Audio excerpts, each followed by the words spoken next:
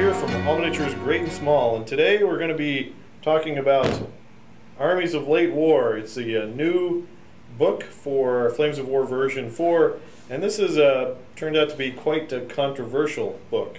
Now, I've spent about a week looking at it. Jake really hasn't looked at it much, so his opinion is going to be kind of... yeah, I've really only skimmed over the British. So, but the Armies of Late War, basically what it is it's a generic army book. Retail, it costs $20, which is, we'll start there, is a pretty good deal. I mean, something that thick, hardcover, if we're talking Games Workshop, that'd run you $40. It's true. With Battlefronts, like books and manuals, for the most part, have always been, I think, fairly priced. Really reasonable. So we have that. So what it is, though, is, again, it's a generic late war book. And I don't know if you remember, or the viewers remember, that when version 3 came out, there was like a Forces of Late War book that came out that had a bunch of generic lists in it. Yeah, I remember we never really used it, but yeah. Yeah, because we had the source books. This book is kind of geared towards the new player, the introductory player to Flames of War. So the Battlefront's giving you a couple of paths into the game. So if you're a player who's been through version 2 and version 3 like us, and we have all of our source books, you might not necessarily need this or want it, because all of the books, the Bulge books, the Normandy books, all those are still valid. There's a couple of rules in place, or a couple of things have changed, but those are still all valid books. And then this book is now valid as well, and it lets you build generic lists. So what's in the book? What do you get in the book? Just going to the contents, we've got like 120 pages. You've got all of the major players. You've got Americans, British, German, and Soviet. And then you have generic lists for each. And we'll just talk about kind of each one as we go through and do those really quick. But starting with the Americans, we have a U.S. force chart, and I'll probably pop it up on the screen. Basically, we have 4 different formations or companies you can take: a Sherman company, tank destroyer company, armored rifle, and rifle company. So those are the 4 you can build, and then all 4 of those have generic support units they can take. Nothing is too new here, although I did notice that it looks like this is geared more towards the existing plastics the Battlefront has out. If you saw my review for the American cards that go with this release, there's no Jumbo, there's no Easy 8, which just happen to be 2 of the models that are still resin and metal. They don't have... Oh, I didn't know that. Also, there's no Hellcat in here. There's no M18 Hellcat tank destroyer, and there's no plastic kit for that one either. So I suspect it's for that reason, but I don't know for sure. That's just really sad, because all 3 of those tanks are really awesome. Well, they are, but the Easy 8 not so much in version 4. Yeah. For what you pay for it, what you get is not that great. M4A3 with a 76mm late is better. Yeah, I feel like the Comet and the Easy 8 are probably on par with each other. Yeah, I think they're a little bit overpriced. And the one that really hurts the American forces is Jumbo missing. Yeah. So the Jumbo is not in there. But what this does is it does let you build a generic veteran force. These are all veteran Americans. So they're hit on 4s. They're confident 4+, which is like confident veteran. Yeah. So they don't have a trained version of any of these lists. These guys are all basically veteran. So you don't need to buy too many models. No, you need to. Yeah, you get less models. One of the nice things as far as the formation goes is that, and this is true for the British as well, you can take allied support and formation support. So you can, formation support lets you field compulsory combat units from another formation as support unit. So if you're taking a Sherman company, you could take an armored rifle platoon in support, or a platoon of M10 tank destroyers, or a regular rifle company. Now, are there any negatives to having someone allied in with your army at all? That way, the only negative is it's not a core formation, so it doesn't count towards your formation being in good spirits. Okay. Then you have allied support, which is really interesting. You can field one compulsory unit from a British formation as support and one British formation as an allied formation. So, if I wanted to, you could take Comets or Shermans and Fireflies or Cromwells and add it to your American force. Yeah, that'd be pretty cool. Which is cool. Or conversely, when we talk about the British, you can do the same thing. The British have the same rules. So if they want to add an armored rifle That's platoon. what I would add. That's what I was about to say. Is British rifle infantry, or at least motor infantry, has always been not very good. But an armored rifle American, that would be awesome. So you could support your Comets or Cromwells with an armored rifle. That's very cool. Otherwise, I mean, and there are a lot of choices. I think the card deck had 56 units, and all of the major units are here. You've got 4 or 5 different versions of the Sherman, the up armored, the standard one, the 75 millimeter gun, the 76 millimeter gun, and then you have the M10s and the Tank Destroyer Company. So it's pretty cool. Now, you can't build forces that are historical, like a reluctant veteran that you find in like Remagen, the Remagen book. Oh yeah. Confident trained units that you might have found in Normandy and different places. But there are books for those. So if that's what you want, this isn't the book for you to purchase. I'm building a generic list. And I kind of like this too for kind of like just throwing together a game. Like I just want to play a game. We're not going to pick any particular force. This gives us a book where we both can build out of that's kind of generic. Yeah, it seems relatively balanced between everyone too, which is cool. All right, let's talk about, I think the Germans are next. So the Germans get, they have 6 different companies. They have a Tiger Company, Panther Company, Panzer Grenadier, Stug, Panzer IV, and Grenadier Company. And then they've got a bunch of stuff in support. So they've got a lot of the stuff, and I know from the card pack they have more units. They have like 10 more unit cards than the Americans do. Okay. But with a number of duplicates, that might not be exactly 10 units more. But so they have 6 companies instead of the 4 that the American get. But again, most of these are pretty simple. And I've looked through here, and for example, the Tiger Company, and I'll pop that up on the screen where you guys can see that better. Really, the formation itself is just an HQ, 3 slots for Tigers, and in this case, you can add an armored AA. That's very common for almost all of these formations in here, where you have very few core units. Which is interesting because then you can take more formations, and your formations are a little more brittle. So maybe tactically that's a little bit different. I think the formation that has the most extra stuff you could cram in as core units, I think, is the American Rifle Company. Probably. Where you can take you can get a lot of stuff into your core formation, which is nice. But otherwise, yeah, they kind of follow that. What we see with the Germans. Then we've got, let me go back to that force org chart. For formation support, they can do the same thing with a compulsory combat platoon from another formation can be a support unit in your army. So again, if you're running a Panther army, maybe you want a Tiger platoon to support you. It's a lot of points. or so you can mix it up a little bit there. I think the idea is to give you a list that you can build if you have a collection that has a little bit of everything. I'm just saying that might be the only way I play Tigers, because right now, unfortunately, if you flip to that Tiger page, right now it's kind of hard for, I feel like, Tigers at least, because they have to take 2 platoons in addition to the HQ. I feel like they should just take 1, because nobody's going to take 2 Tigers anymore, because now how morale works in this new version, if you kill that 1 Tiger, the other one's checking every single time. So I would personally never do that. I would always have 3 or just not take Tigers at all. So then you're paying for 1 Tiger, and then you're paying for 3 Tigers, and then another 3 Tigers, and then that's like 75% of your army. Well, here, so the Tiger formation, you can take one of your core platoons as King Tiger. I don't think that helps it.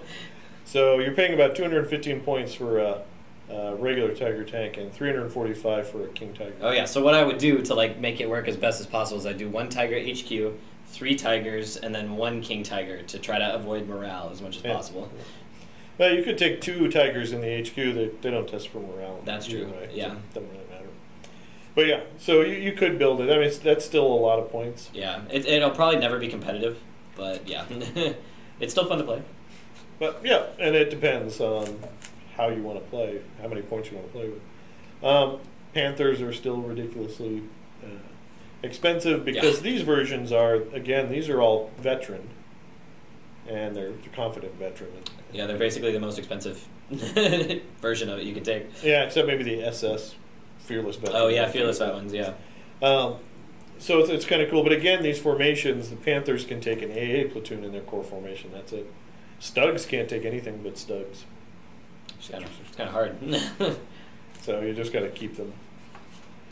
So, this might indicate that Battlefront kind of intends us to have multiple formations, like take a Stug formation and a Panzer Grenadier formation together. Yeah, that's definitely what it seems like looking at these core. It's either you play infantry and then you get 1, or if you're doing tanks, you have to have 2 to be safe. So so they've got a lot of fun stuff. Now they don't have everything. It doesn't have the full arsenal for late war, but again, I think that's by design. These are probably their more popular kits. The kits they've got in plastic. I'm sure there's some of these that are still metal and resin, but I'm not sure which ones. Down in the comments below, let us know if you're a German player, what's missing from this book that you really wanted. Ooh, Jagd Tigers.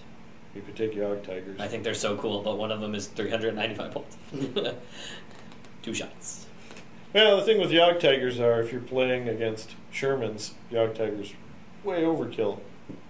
But if you're playing against Soviets and IS-2s, Jagd Tigers are awesome. That'd be a fun game. All right, so that is the Germans real quick. So let's go on to the British. Yes, the British. All right, that's Jake's favorite. Ever since I started playing when I was like 12, I think I started British. They're my favorite. All right, so the British force, we've got 6 formations, 4 tank, 2 infantry. You got Sherman, Squadron, Cromwell, Comet, and Churchill. And then for infantry, we've got a motor company and rifle company. In support, they've got a lot of stuff in support, primarily scouts, artillery, crocodiles can be in support. They can take M10s in support, which is nice. And then they can field from the Americans as well. Yes. Which is cool. Armored rifles. Armored rifles, yeah. Put them down. Those are good. So the formations, and again, you can see it's just a small formation. It's just the tanks. Yeah, it's really tiny. I mean, you take your Stuarts as your recce, and that gives you an extra unit. But yeah, for me, that's almost an auto take just to keep the formation ahead. Oh, yeah, I think so. Well, you have 4 of them for 195 points. Yep. That's not bad. And are they recon? They are scout and spearhead. Yep. Oh, yeah. Nice. Yeah. Definitely take them. They're kind of a must-buy for me. They're good. So the Sherman company is cool because you get the Firefly option. You can take them with Fireflies, and I think the Sherman Armor Troop requires it. Yeah. Yeah, they do. So does the Cromwell one, too. You can actually take 2 Shermans, 2 Fireflies in each platoon. So you could get a lot of AT. Let's see, Fireflies AT-15. Yeah. Did that go up, or was that what it was? That was when it was late war. It was like late war. It was 15. Oh, okay. So they just went with that. The best Firefly, apparently. So that's pretty cool. But again, they max out. Well, I guess they max out at 4 tanks in a platoon, so not quite as big as American platoons can get. But oh yeah, it's pretty good. Yeah, I think definitely they are probably the more competitive choice than Comets for sure, just because of their semi-indirect fire. You leave 1 Firefly back, and you shoot up the 3 Shermans, and then your morale's still pretty solid there. Yep. I think that's a pretty solid tactic. Yeah, the downside is now in version 4 that Firefly you leave in the back, though, doesn't contribute to whether you're in good spirits or not. Yes, that is true. But So I'd rather get semi-indirect fire. Semi-indirect fire is pretty awesome. Yeah. So the nice thing, again, is these are just kind of filler formations. The Cromwells are the same exact way. Instead of Shermans, you get Cromwells with one Stuart Recce. Yeah, it mirrors it exactly, it looks like. Yep. And you can get the 2 Fireflies in each Cromwell platoon, too. They really want to sell Firefly models. Apparently. The Comets are set up exactly the same. Yeah, this list almost reflects the other one in Nachtjäger exactly, too. So not much of a change here. Yeah. Very cool. Were they confident veteran and not Jaeger? Yeah. Yep. Yeah. I think they only come as veteran. So the cool thing with these are, again, that you can mix them and match them a little bit easier. Yeah. So if you have a wide-ranging collection, you might not be forced into a historical order of battle if you don't want to. So is there any way I can take a like a normal Sherman company and then add in just a unit of 4 Comets? Yeah. You can do that? Okay. Yeah, because you go to the Comet Squadron, and then you can add any black box. Okay. So you take, not the HQ, but one of these. So you could add either 3 or 4 Comets. Yeah, I think that is the only solid way to do a Comet then. Unfortunately, if you're still using this book, you can't really do it with the Cromwells and the Sherman lists because you're already getting a Firefly. So Fireflies and Comets is a little bit overkill. But I really like that this is an option because that makes me want to play with more Comets. Well, and that's an interesting list, though, too. You've got Fireflies hanging back AT-15. These guys are only AT-14, these Comets. Mm-hmm. So they're still good on the move. I mean, flanking. AT-14, Tiger saves on a 6. Yeah, if you can get a flank shot on a Tiger. Oh, yeah, definitely. I just feel like if my tank has semi-indirect fire, I don't want to waste it the entire game, is my only downside with the Comet. But that's why I keep going back and forth. But anyway. I know Jake's been struggling to use the Comets after they came out because they're such cool models. I think, yeah, they're so cool. They're probably my favorite tank, even though they weren't in the war like that long at all. They're so cool. And I love the Easy 8 too. And it feels like both of them are right at the same spot of like everybody does that job cheaper and better. Yeah, it's just not worth the improvement. Yeah. So then you got a Churchill Squadron. So that's like the infantry tanks. I really like this one actually. So that's interesting because you can take a lot of Churchill tank troops. You can take 5 of them. Yeah, Churchills and Paras would be a really fun list, I think. And they're not that expensive. You could take 3 of them for 360 points. And are these veteran? These are vet, but they're not all the armor 13. Yeah, only the late version is the 13. And it's like you can get one of them, one of the lates in. Yeah. So it's like it was before. If you guys remember previous editions, you can get 2, and then one of them has front armor 13, which is really good in this edition because you can just roll for mistaken target and bounce that hit onto the 13. Yeah. Which I think is one reason why these guys are really strong. It's like having a jumbo. Yeah, exactly. Yeah, so that looks cool. So that might be an interesting list. Do they have a plastic kit for the... Not that I know of, but all of my models are resin for Churchills. The motor rifle company is still puny. I mean, the biggest infantry platoon is still just 6 guys. But then you go into the British Rifle Company, and these aren't bad size. You get 9 teams in a rifle platoon for 180 points. Yeah, I think a very cool and fun list, and possibly pretty competitive too, would be Churchills and Rifle Company. Yep. I think that'd be pretty cool. Well, and it would be thematic. It would, yeah. Because they are infantry tanks. They go hand in hand. Throw on some flamethrower tanks and you got it. So I think there's some fun things you can do here. Again, not all of the British units are in here. Can you think of anything that's missing that we've... Oh gosh, maybe just some of the little quirky units, like I think there's like an 88 version of I forget what the gun is called that the British have. It's basically an 88. Just little random units here and there, like Wasps. I didn't see them in here. Little carriers that are flamethrowers, but just really minor stuff that nobody ever used anyway. Yeah, well, a few little cars here and there. So if there's anything you guys notice that are missing, go ahead and leave a comment down below. And then we got the Soviets. Now, Jake doesn't play Soviets. I like to destroy them. I only play Soviets when I can play them as Americans, so I just play Soviets with Lend-Lease American equipment. Well, and we had IS-2s for a while, too, and those were cool. IS-2. So, all right, so what can we build here in the in the Russians? They have 4 formations like the Americans do. They get a T-34 tank battalion, Churchill tank regiment, IS-2 tank regiment, and a rifle battalion.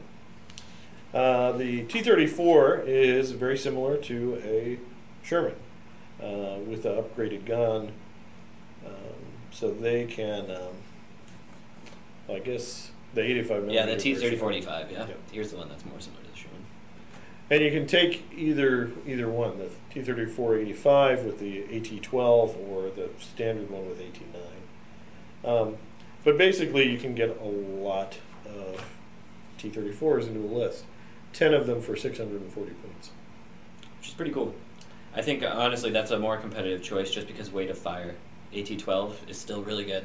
AT-12 is really good, although they're hit on 3, so they're like trained. That's not too bad. Yeah. Then, you got the Valentine in there, too. You can take Valentine. Oh, that's cool. Then you've got the Churchill tank regiment. So these guys don't have the up armor Churchill in their list. So Yeah, it's the just Churchill the 7. front hill 8 or front armor 8. They didn't give him the really good stuff. No. And then you got the IS-2 tank regiment. The IS-2 is a pretty awesome tank. If you take a late version of the IS-2, it's front armor 11, which is nice. And then their gun is AT-15. Just one shot, though. Yeah, it's the one shot. And do they still have the Hen and Chicks equivalent that they did in the previous version? They have different rules. Okay. And there's an FAQ that yeah, I know that people were changed their rules. complaining a lot about Russians because the FAQ, if you had big units, it made them like hit on 2s, I think was the rule. Yeah, something crazy like that. Yeah. But it does have Soviet special rules. Oh yeah, they still have Hen and Chicks. It's just slightly different. Yeah, so basically it's adding plus one to hit. So that is very similar, actually, to what it was. I'm pretty sure it was plus 1 to hit. Yeah. So, yeah. And then, so there you go. You got your Soviets, too. You can mix and match them. All right, sorry, we had our camera die, so we had to switch to a backup camera, so that's why the angles are a little bit different. All right, so we're talking about the Soviets. Again, pretty cool stuff, pretty generic. If there's anything missing in the Soviet book that you guys had wanted, let us know. But I'm not a Soviet player, so I can't really speak to what's missing. And then in the rest of the book, it's kind of cool. They have a special rules cheat sheet, which is good. They have a painting guide, which is cool. And just generic painting guides. Then they have, well, the last few pages, I guess they're selling you stuff. These boxes are cool if you don't already have them. Like the German Kampf group has 2 Tigers, 5 Panthers, 3 Panzer IVs, 2 88s, and 2 Pumas. So kind of cool. The British have a mix of Cromwells and Fireflies, which is cool. Then it has the same turn sequence stuff as the Blue Book itself. So there you go. That's a look at the Armies of Late War. And again, just to kind of talk about the controversy, I know a lot of people are not happy with list building in version 4. Yeah. I think what happened with mid-war and the rollout with mid-war really soured a lot of people to it. Even in our group, some people are thinking about switching back to version 3, and they're just not very happy, and they don't like even the conversion costs for late war. Personally, I like version 4. I've not had a bad game of version 4 yet. Yeah. Even at the tournament and battles where I got stomped, I had a good time. I do totally acknowledge that some of those books are just not very good, the mid-war books. Yeah, they're just like limited options, just not a lot to it. It's almost like this basic book, but half the options. Well, it's like each section, yeah. Each Yeah. section is like they're sold as their own book. You got so much less. I think a lot of sourness is coming from too is people are worried about Battlefront replacing all the late war books, and they like kind of basically just finished like World War II like a year ago with all the previous version, and people are worried about them running in to all their new books and you buying all of the set of the new books again, is I think was a big worry too. Well, and you know, we bought a lot of rule books. We got, like for Normandy, we bought them for version 2. Then we bought them for version 3. And then like a compilation. Then we bought the compilation for version 3. Yeah. And maybe it'll come out again for version 4, but I don't know. Battlefront has to make money somehow. Yeah. We're on what, version 8 of 40K? How many Space Marine Codexes have we bought? No. 8? Thousands. But I totally get those folks who are tired of it. But the nice thing with Battlefront is they've tried to give you both worlds. They say, you know, use the old books. If you want to use the old books, use the old books. They're still totally valid. And they've given us a point break. You know, we don't use observers anymore, so you get extra points back for those. Some of the firepowers have changed from those books to kind of balance with version 4, but not too much. It's not that. Really, the book thing hasn't really bothered me at all either. I'm similar to your thinking. The only thing that kind of bothers me, which I don't know if anybody else thinks this too, is the special abilities that all the nations had. There's less of them, I think, overall, and they're not as potent as they once were, just because we have orders now, which I really liked having like my own special rules for my nation. And so having some of that taken away is kind of a bummer. Like Germans, for example, Stormtrooper. Stormtrooper was a huge rule before. And now, in the last tournament we played, I didn't use Stormtrooper a single time. Never came up. Well, you have to do 2 orders back to back to. Yeah, and that's so hard to do. Is to, first of all, want to do 2 orders, which is already really rare. And then to pass both of them, still, you're probably doing those on 3+ and 3+, but even then, right? It's hard. And so I just miss some of the specialness of each army. Yeah, but it's also nice. I think Stormtrooper was a really powerful rule for the Germans that no one else was able to do, which was kind of weird. Like, why are the Germans the only ones that can pull back from a hedge when they're shooting? But now everyone has access to those rules. It's kind of like the Jumbo rule. Like, why is the Jumbo special? It can swap hits, but no one else. Now everyone can do it. Yeah, the Americans lost it, but yeah, but everyone got it, so it made more sense logically in the game. Yeah. But I don't know. So I mean, everyone's going to have a different opinion on it. Personally, I have all of the Late War books I want, so this is not that crucial for me. But it would be fun to just build some generic lists out of here and just throw them down and see where it goes from there. So we'll probably do that at some point, just play out of here. But yeah, I think that would be a cool like tournament setting. Like everyone has to use this book, boom, and then you play a tournament out of that too, which I think would be cool. Yeah, it would, and it goes to hopefully these lists are balanced against each other, and I think those points have been out for years and years, so yeah. they would be. Whereas even in Late War and version 3, you have to be careful, like Normandy list versus Remagen. Oh yeah, definitely. Yeah, it's definitely odd because ATs are weird, right? The Firefly's a 15 in Late War, and it started as a 13. Yeah, so it can be weird. But there you go, guys. That is Armies of the Late War for Battlefront. Please let me know what you think about this this book down in the comments below. Some of you love it. I'm sure some of you hate it, but let me know why. Also, as always, we appreciate you watching. Check us out on Facebook at All Miniatures Great and Small. Give us a like and subscribe here on YouTube. Thanks for watching, and keep on wargaming.